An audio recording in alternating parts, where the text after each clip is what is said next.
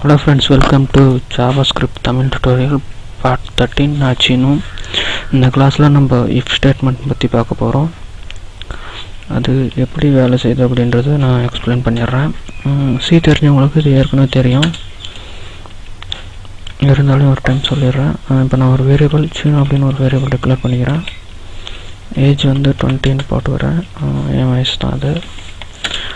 மணி அப்படின்னு டிக்ளேர் பண்ணிடுறேன், அவனுக்கு 15 வயசு.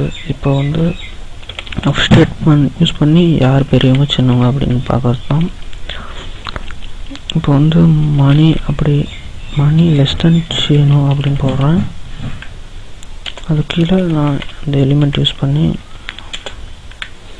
Output function எழுதிடுறேன்.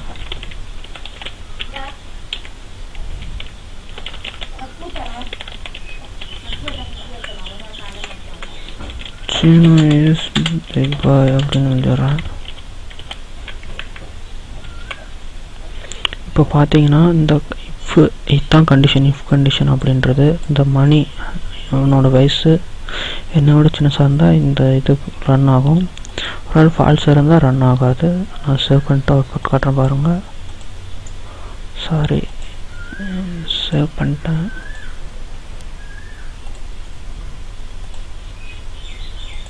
பாருங்க, சீனியூஸே பிக் பாய், ஏன்னா கண்டிஷன் ட்ரூ. அதாவது நான் வந்து அவனோட 20 லெஸ் தென் 15ன்றது ட்ரூ. இப்போ ஒருவேளை பாருங்க ஆப்போசிட்டாக போடுறேன், 25 அப்படின்ட்டு போடுறேன். அதாவது அவன் இப்போ வந்து ட்ரூ ஆகாது. கண்டிஷன் 25 லெஸ் தென் 20 அப்படின்னா அது ட்ரூ. ஆனால் இங்கே வந்து ஆப்போசிட்டாக இருக்கும்போது 25 லெஸ் தென் 25 அப்படின்னும் போது அது ஃபால்ஸ். ஸோ பாருங்க எதுவும் வரல, ஏன்னா ஃபால்ஸ் ஆனதுனால கண்டிஷன் எதுவும் கீழே எழுதல. ஃபால்ஸ் ஆனதுக்கு ட்ரூ ஆனால் மட்டும் உங்களார் பேர் ரன் பண்ணும்.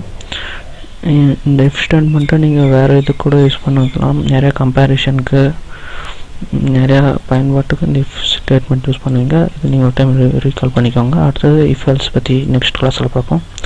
தேங்க்யூ ஃபார் வாட்சிங். Please subscribe.